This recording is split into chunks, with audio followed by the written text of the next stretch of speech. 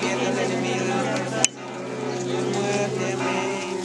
Oh dichosísima María, que entregaste de tu purísimo Espíritu en la hora de la muerte, en mano de tu Santísima Hijo, y después unida al cuerpo, resucitaste glorioso. Este Padre nuestro, si Dios Ave María, te ofrecemos pidiéndote que el alma de nuestras hermanas Raquel, Robles y Hernández y a la demás del purgatorio sea libre de sus penas y te acompañe en la gloria. Amén. Jesús. Quinto misterio, Asunción y coronación de María Santísima. Padre nuestro,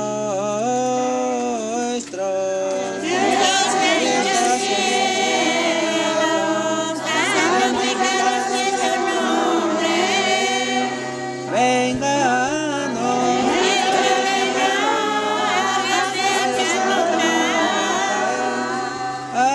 así en la tierra como